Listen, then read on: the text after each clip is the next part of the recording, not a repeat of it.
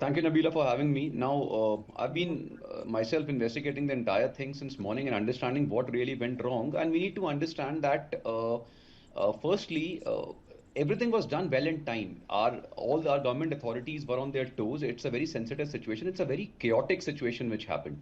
And they handled all the DNA samples. Around 52, 49 have been handed over to the British. What was the concerning thing is, look, we don't have a concept of a coroner in India. That's why when you ask that whether a coroner should have been there, no, she or he could not join initially the investigations. That's only done when the remains reach there. That's when where the families requested a reinvestigation to be done, and that's where the West London coroner, Dr. Fiona Wilcox, came in. She got it done, and till the late 90s, we had a concept of a coroner in India. Now, in India, it is ultimately done by the police and the state health departments. The doctors and all come in. They are all. It's a mixed team which does this investigation in such a case. But my another question is also there that in case it is the coroner in London who got this done. What about the DNA samples of which were handled to the Indian family? I don't think anybody really get that thing done. So I'm sure if this mix-up was done, it would have been there for the Indian families also.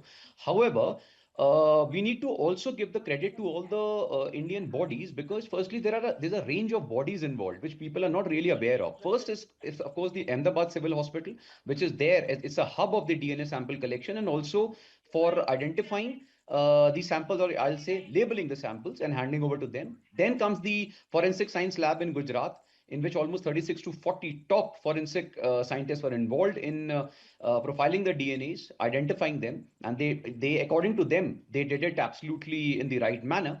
These families are asking for a retest there is because they very clearly said that when we were there in India to give our DNA samples, and it was a very chaotic situation. We were under pressure to sign a lot of documents and take these remains. So one of the fear in the minds of these families is that whether we are in that situation, we have been handed the right DNA samples, and unfortunately, and as you said, very embarrassingly, they have been proven right. I'm not saying the Indian system is wrong. Because in such a situation, in such a chaotic situation, there can be cross labeling, there can be cross contamination. These things are highly possible. I'm not saying that. However, uh, uh, you know, ultimately, what we are facing and we are seeing is an international embarrassment, which the MEA and the all the bodies involved, they have to come up and find a solution to. Because at the end of the day, almost all foreign medias are there on our head to make sure that firstly, as we are seeing that somehow the pilot should be blamed for the crash, and now this problem. So this is all adding on to those things.